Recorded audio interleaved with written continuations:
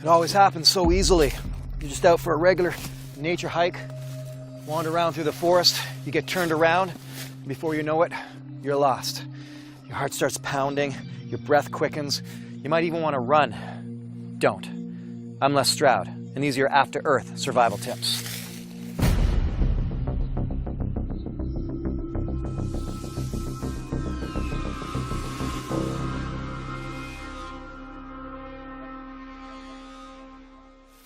It's really easy to lose your cool when you're lost and alone in a survival situation. In the movie After Earth, starring Jaden Smith and Will Smith, Cypher Rage reminds his son, Katai, to take a knee. Katai learns quickly to calm down, pace himself, and conserve his energy for when he'll really need it. Because panic in a survival situation is your worst enemy.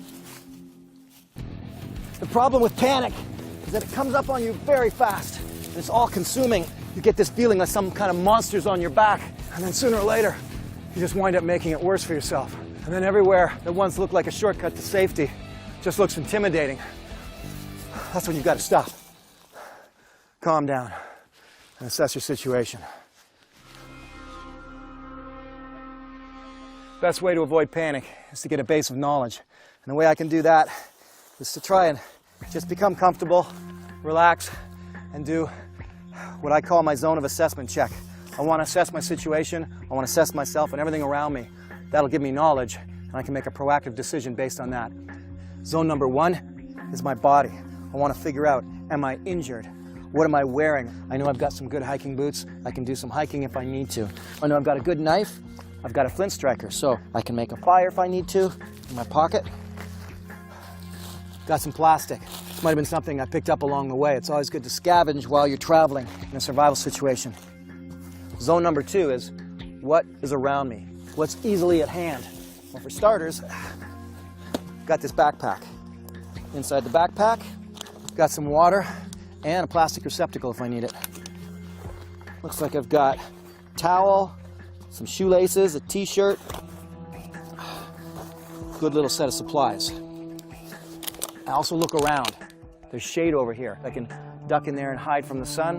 There's a little bit of a babbling brook over there. Maybe the water's safe to drink, maybe it isn't. It's a good place to look for food as well. That just leaves me with zone number 3. What's further beyond?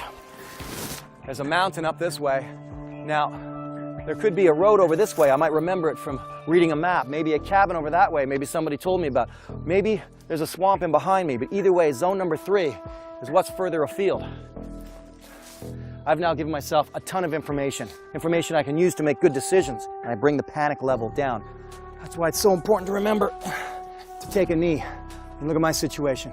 My sweating's just about stopped, my breathing's slowed down, my heart rate has even slowed. And now I have all this knowledge based on assessing zone number 1, zone number 2, my immediate surroundings, and zone number 3, what's further afield. It's good knowledge to have, because before you know it, it's going to get dark and it's going to get cold. And cold is a killer.